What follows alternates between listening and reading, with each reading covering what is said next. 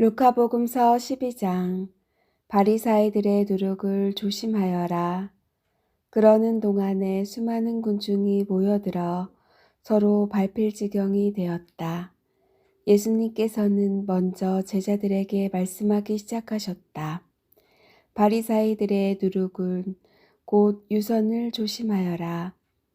두려워하지 말고 복음을 선포하여라. 숨겨진 것은 드러나기 마련이고 감추어진 것은 알려지기 마련이다. 그러므로 너희가 어두운 데에서 한 말을 사람들이 모두 밝은 데에서 들을 것이다.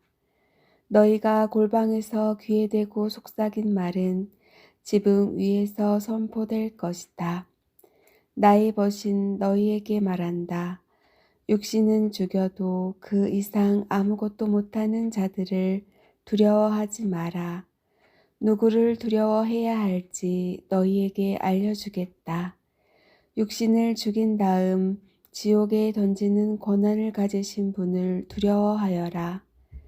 그렇다. 내가 너희에게 말한다. 바로 그분을 두려워하여라.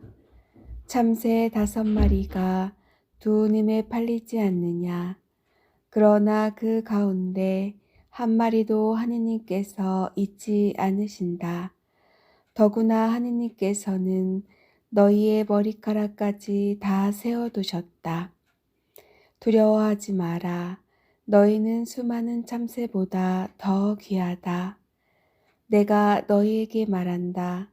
누구든지 사람들 앞에서 나를 안다고 증언하면 사람의 아들도 하느님의 천사들 앞에서 그를 안다고 증언할 것이다.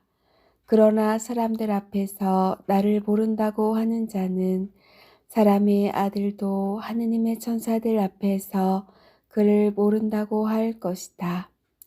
사람의 아들을 거슬러 말하는 자는 모두 용서받을 것이다.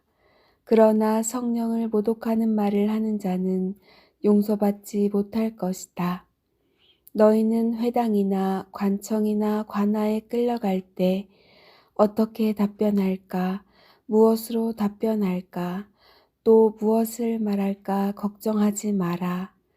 너희가 해야 할 말을 성령께서 그때 알려주실 것이다.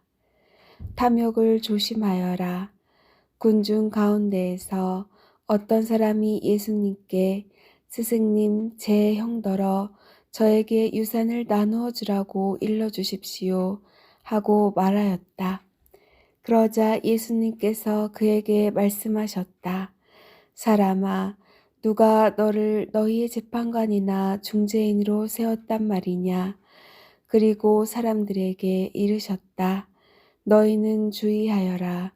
모든 탐욕을 경계하여라. 아무리 부유하더라도 사람의 생명은 그의 재산에 달려있지 않다. 어리석은 부자의 비유.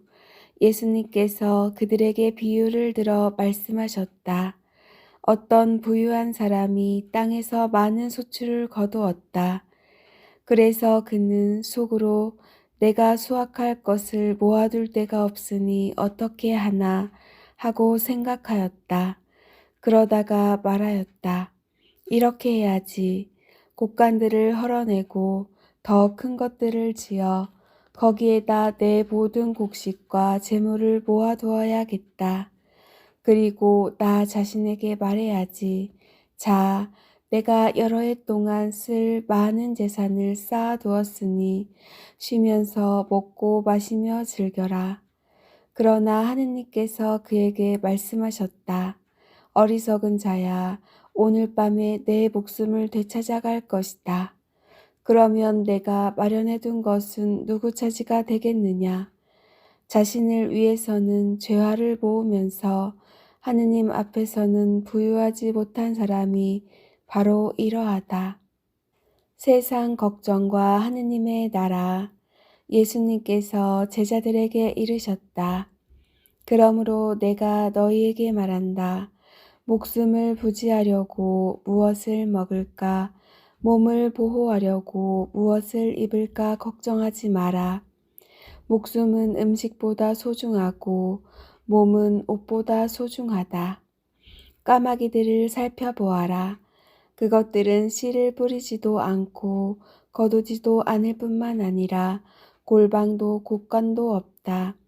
그러나 하느님께서는 그것들을 먹여주신다. 너희가 새들보다 얼마나 더 귀하냐. 너희 가운데 누가 걱정한다고 해서 자기 수명을 조금이라도 늘릴 수 있느냐.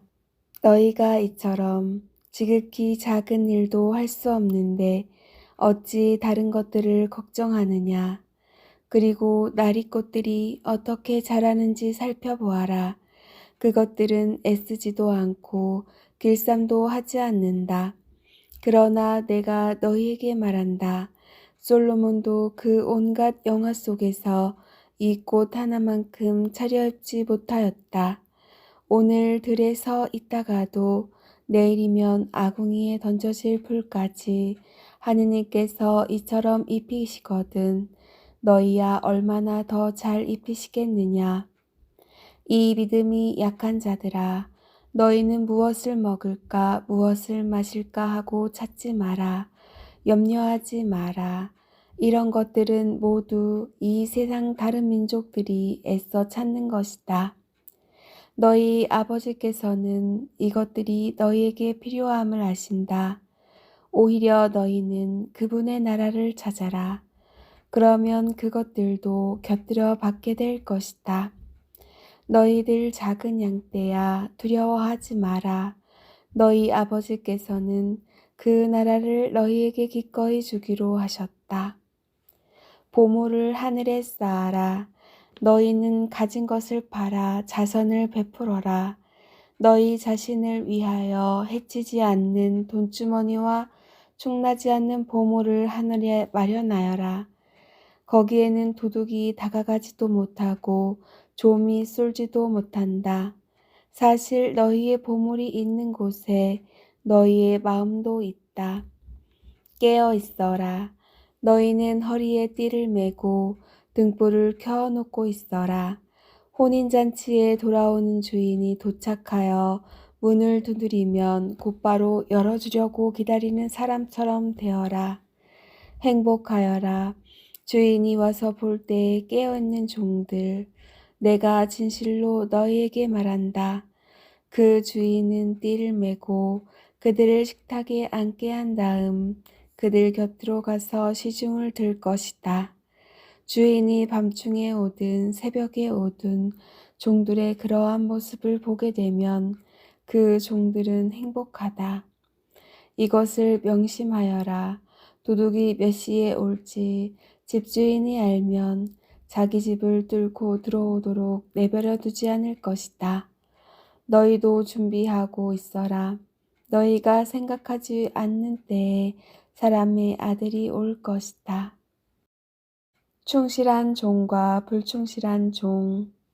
베드로가 주님, 이 비유를 저희에게 말씀하시는 것입니까? 아니면 다른 모든 사람에게도 말씀하시는 것입니까?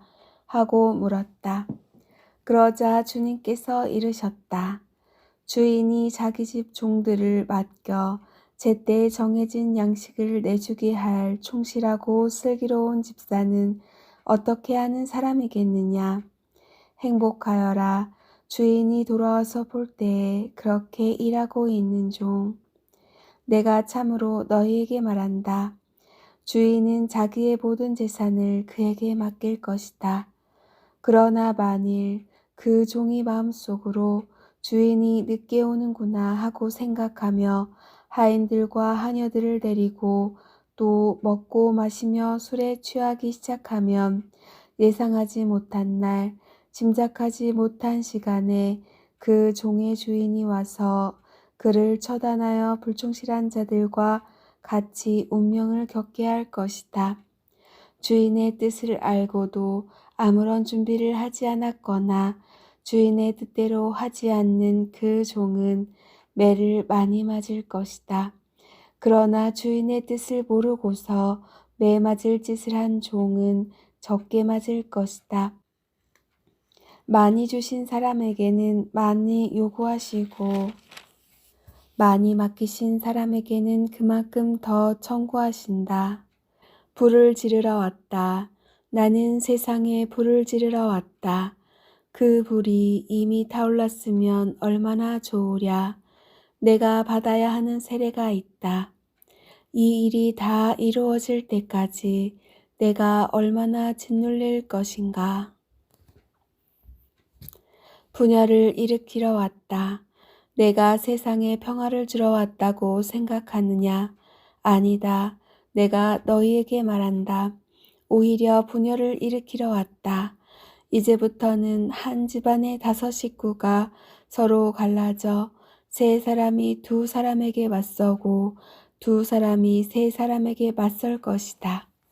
아버지가 아들에게, 아들이 아버지에게, 어머니가 딸에게, 딸이 어머니에게, 시어머니가 며느리에게, 며느리가 시어머니에게 맞서 갈라지게 될 것이다. 시대를 알아보아라. 예수님께서 군중에게도 말씀하셨다. 너희는 구름이 서쪽에서 올라오는 것을 보면 곧 비가 오겠다 하고 말한다. 과연 그대로 된다. 또 남풍이 불면 더워지겠다 하고 말한다. 과연 그대로 된다. 위선자들아, 너희는 땅과 하늘의 징조는 풀이할 줄 알면서 이 시대는 어찌하여 풀이할 줄 모르느냐. 늦기 전에 화해하여라. 너희는 왜 올바른 일을 스스로 판단하지 못하느냐. 너를 고소한 자와 함께 재판관에 갈 때 도중에 그와 합의를 보도록 힘써라. 그러지 않으면 그가 너를 재판관에 끌고 가 재판관은 너를 옥리에게 넘기고 옥리는 너를 감옥에 가둘 것이다. 내가 너에게 말한다. 내가 마지막 한 입까지 갚기 전에는 결코 거기에서 나오지 못할 것이다.